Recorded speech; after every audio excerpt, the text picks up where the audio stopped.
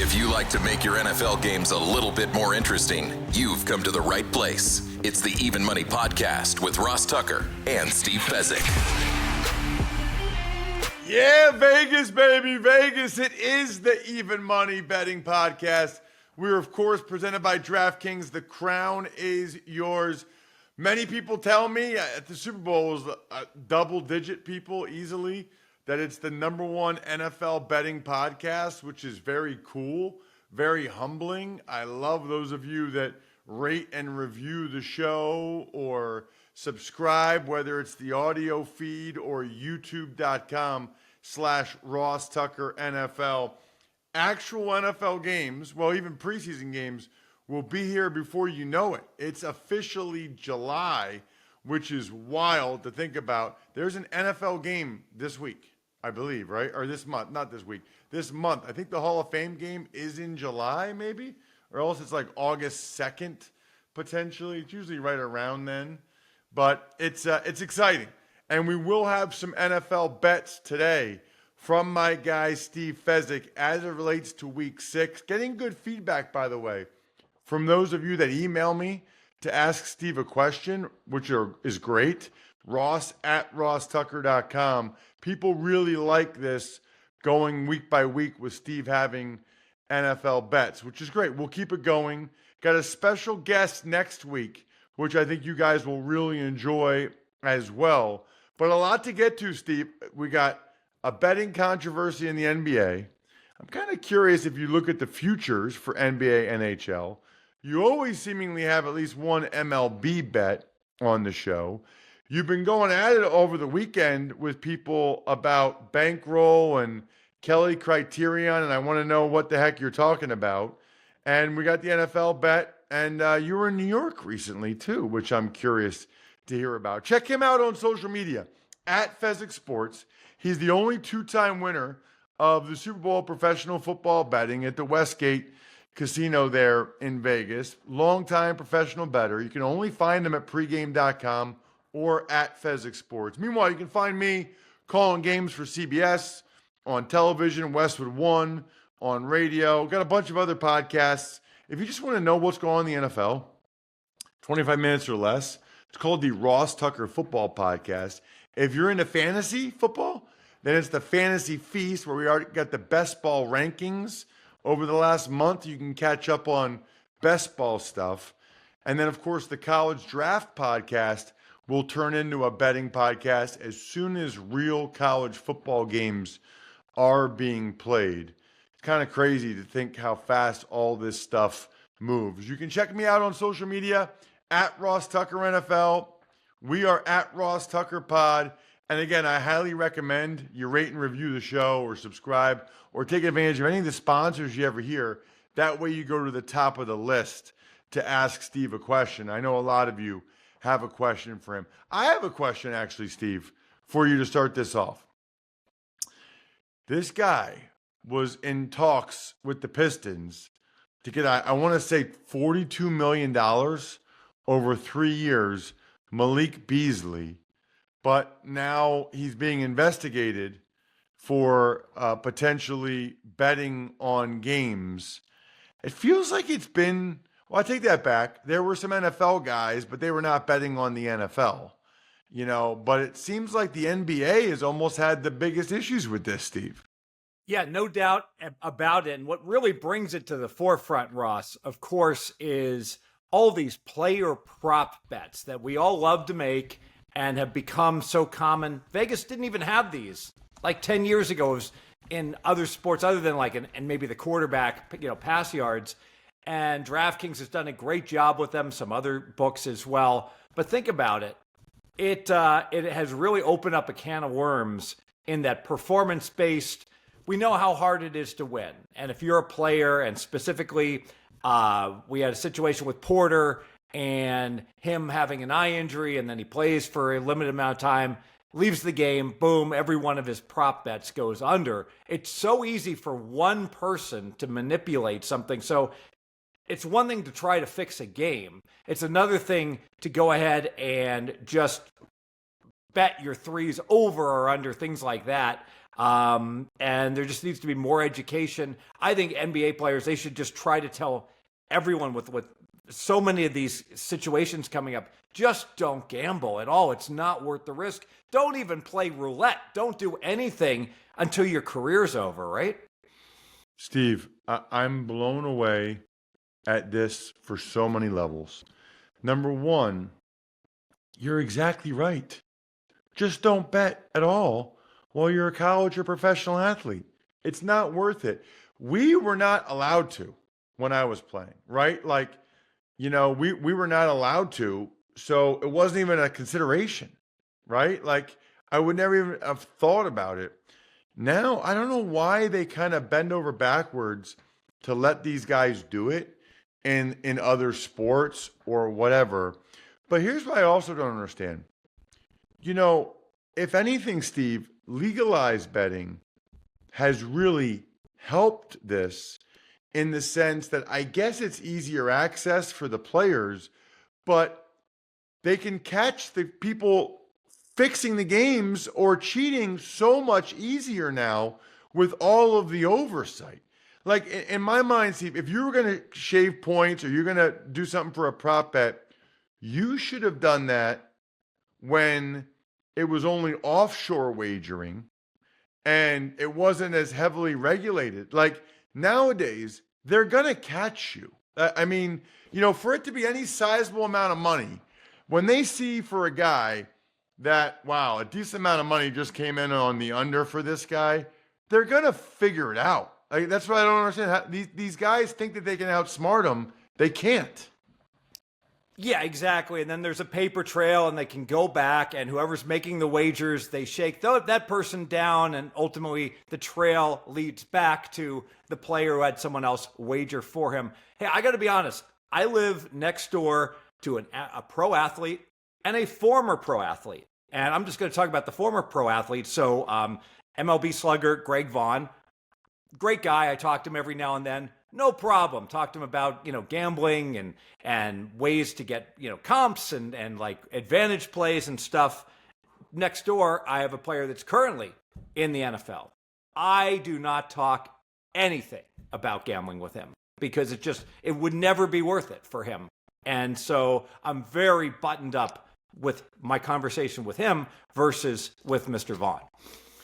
Well, I can remember they told us, and I'm even still the same way, Steve, as a broadcaster, because I have access to inside information, for the games I'm calling, like to not even talk to people about it when you're a player, right? Because people would, I can't tell you how often when I was a player or even now as a broadcaster with games I'm calling that people will reach out to me and they'll be like, do you think so-and-so is going to play? And I'll be like, and I'll text them back, I can't answer that, or I know whether or not he's going to play, but I'm not going to tell you because that's inside information. And I could get in a lot of trouble for that as a broadcaster. And certainly when you were a player as well. I don't know, though, that they really harped on it that much when I was a player, Steve. Enough that I didn't do it, but I bet you other guys did. It wasn't like that much that they talked about. They must probably really hammer that home with guys now. And think about this, Ross. The guys that are getting caught, they're like the ones that are speeding at 130 miles an hour going down the highway. They're not doing 71, meaning it would be one thing for a player to say, hey, I'm in Buffalo and the snowstorm, it's starting to snow sideways. They tell someone to text that to a gambler, play the under. No, they're getting involved with situations like the Porter situation. It was just absolutely egregious violations. Do we know, I don't know if you've investigated it closely enough, Steve, or read enough about it. Do we know what Beasley supposedly did? I mean, all they got to do the same thing, right? Is they manipulate so that they hit the under for their prop? I don't even know if it involves him. I think it may just be that he was betting on the NBA props, and I don't know if he was betting on or against himself. So we'll wait for the details to come out and what all his involvement is. Obviously, if it directly involves his performance, he'll never play another game in the NBA. So I know that you typically for NFL, you do look at the season win totals as soon as they come out. you look at the futures a little bit. Two questions now that the NBA, NHL both wrapped up, whatever that was, a week or two ago. Do you look at NBA, NHL futures at all? And when do they come out? And when do their win total numbers come out?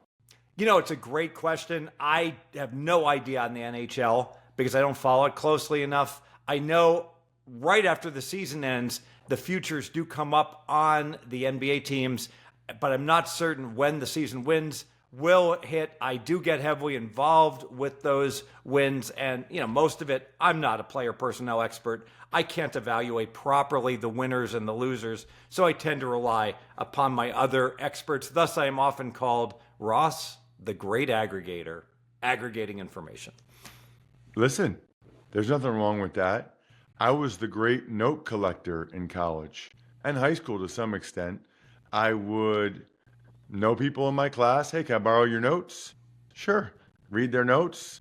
If you read multiple people's notes, you're gonna get a pretty good idea of what like the most important stuff is, right? It's like the people that went to every class and just had their own notes, they might have missed something. But if I got multiple people's notes and read their notes, if it was on both the notes, and that's pretty important, I read it twice. If it was on one or the other, I got it. I was on it.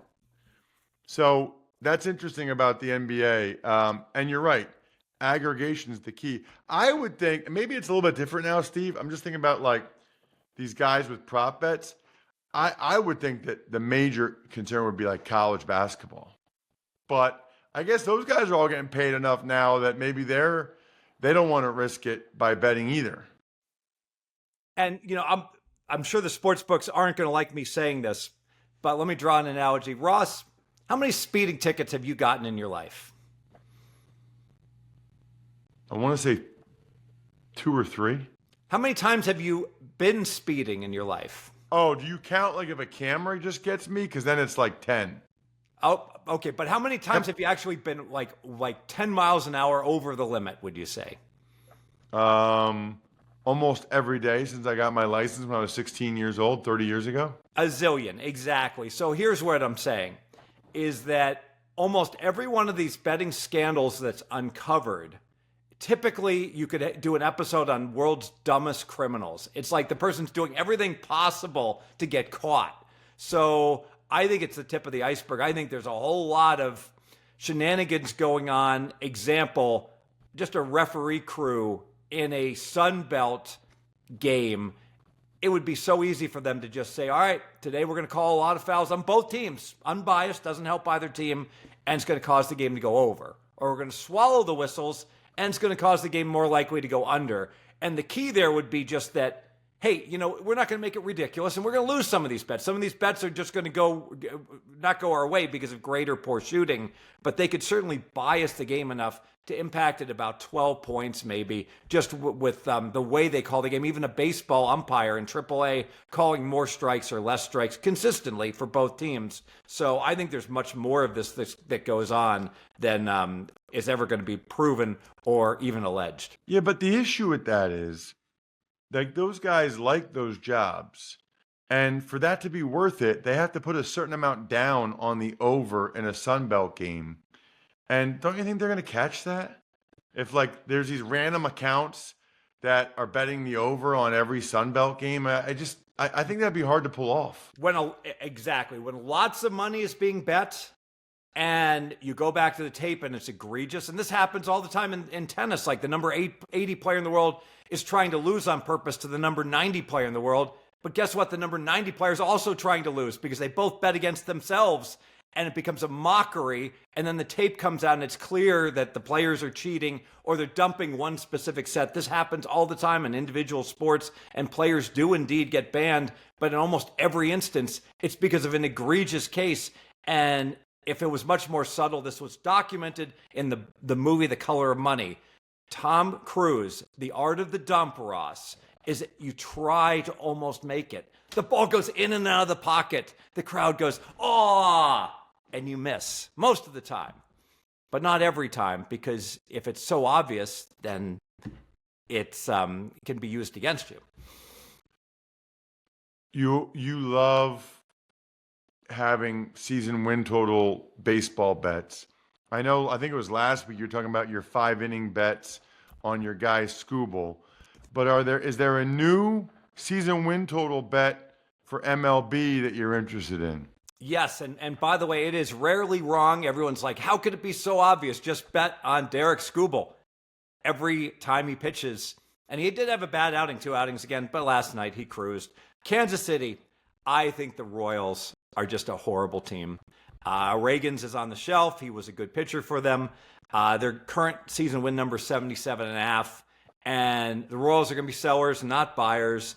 Their run differential's horrific, and they're going south fast. We'll go under 77.5 Kansas City. Got it. Let's get into, Steve, NFL Week 6, because I know a lot of people, they're primarily interested in the NFL. So let's get to that. What are the bets that you like for NFL Week 6, which is, by the way, for people keeping track, October 12th? I think it is October. Yeah, it is October 12th. You are correct, sir. New England, -3 at New Orleans. This number makes sense on the surface of it. It's like, hey, New England's been bad for a long time. How can they be laying more than 3? 3 seems right. But then you look at the season win numbers on these teams, and it makes no sense. New England is supposed to be right around a 500 team. They got a cupcake schedule, but they're supposed to win half their games. New Orleans is supposed to be the worst team in the NFL. They're supposed to win 5 games. They're without a quarterback. Guess what? If you have a 5-win team, the home field goes into the toilet. The crowd is not excited anymore. And given that disparity in season wins, it cannot be 3. This line should be 4. We're going to lay 3 on New England and lock it in right now. Love it. And so, but Week 6, Steve, you might be wrong. There might be stuff going on there that you don't realize. Yeah, I might be right, and the line might be 5.5 or 6 also, Ross. And New Orleans will be already, dumping for the number 1 pick in the draft. No, but my question is, at the further we go into the season, how much less or more confident are you with these bets? You know what I mean? I get Week 1, Week 2, Week 3. But now we're getting to Week 6, and you might be very right, or you might be very wrong. Great point, and I can't be sure how New England will do this year, but I'm very confident it is going to be a long, long year for New Orleans, and they're only going to get worse as the year progresses, as they suddenly realize, hey, do we really want to win any games? Let's get the number 1 pick. We need a quarterback. So because of that, I would have no problem fading New Orleans later and later in the year. Yeah, I mean, it could be really ugly if the quarterback's not competent.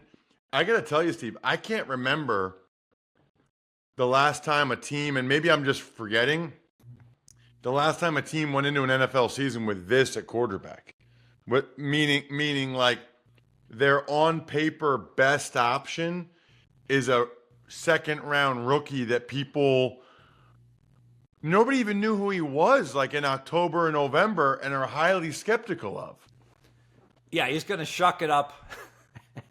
And he's going to shuck it up all year long. And I just can't see any optimism for the Saints, who just last year, the 2-0 Saints, Ross, some were talking about them being the best team in the NFL.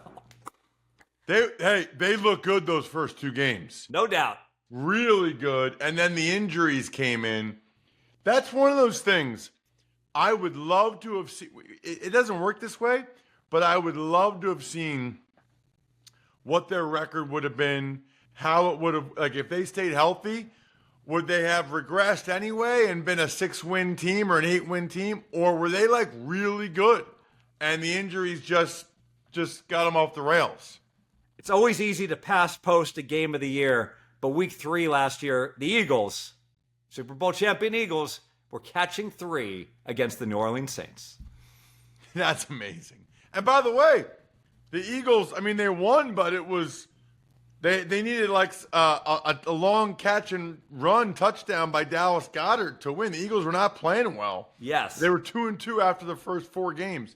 All right, what about are you going back to the well with the Steelers under again? Didn't you just do this last week or for week 4 and now week 6, you like Steelers under again? This is like you're going to see how much money you can make from Aaron Rodgers this year.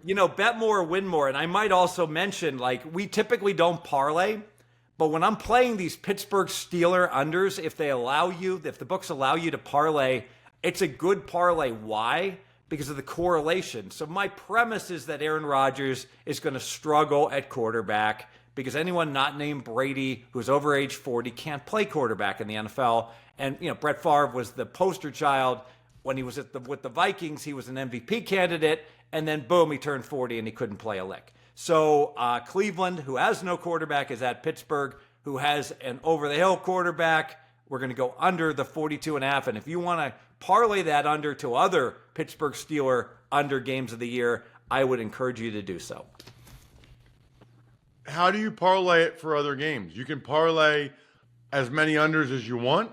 It depends on the book. You book by book what they allow. Some allow it, some don't allow it. Got it.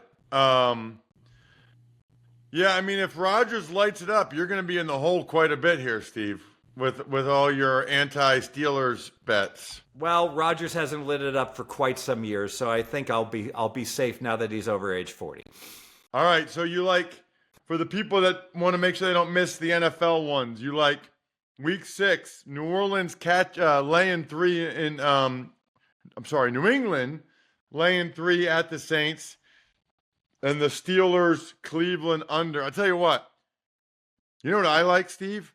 I like taking Browns unders in the second half of the year because that's when either Dylan Gabriel or Shedeur Sanders is going to be their quarterback.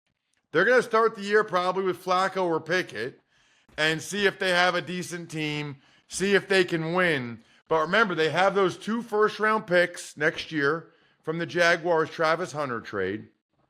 And they took two rookie quarterbacks in the draft. What does that mean? Just making that Travis Hunter trade means they got one eye on the future. And with 2 rookie quarterbacks, they got to find out what they have in those guys. So I don't know, Steve, if it's week 3 or week 5 or week 7. But as we do this over the next month or so, when we get to week 10 and later, start giving me the under on the Browns games. Because they're going to have Dylan Gabriel or Shedeur Sanders in there, and everybody's going to know what's going on, and it's going to be ugly. Especially home games as we get later in the year, because remember, the mistake on the lake, that stadium, Ross, famously the Cuyahoga River right by there, only river in the history of the U.S. to catch on fire. The weather, just horrific in Cleveland, and a lot of times you get huge wind and weather games and gales coming off the lake in November. It can be a great under, just weather related by chance. Yeah, and Dylan Gabriel's from Hawaii and played at UCF. Although Oregon probably isn't always great. And then, Shedeur grew up in Texas, played at Jackson State, wherever that is, Mississippi, I think. So that's something to note too. Hey, I don't want to get you. We'll get to an email question in a couple weeks. I want to get to what was this big discussion on Twitter over the weekend at Fezzik Sports about bankroll and Kelly criteria, and that was about as many tweets as you've had in a while. Yeah, so it's a fascinating question. Kelly criteria is like for a blackjack player and pro blackjack player, and or sports bettor, and they've got a certain amount of money. What's the optimal bet sizing? What percentage should you wager? Usually in sports betting, we talk about betting full Kelly based upon your edge, or half Kelly, half of your perceived edge.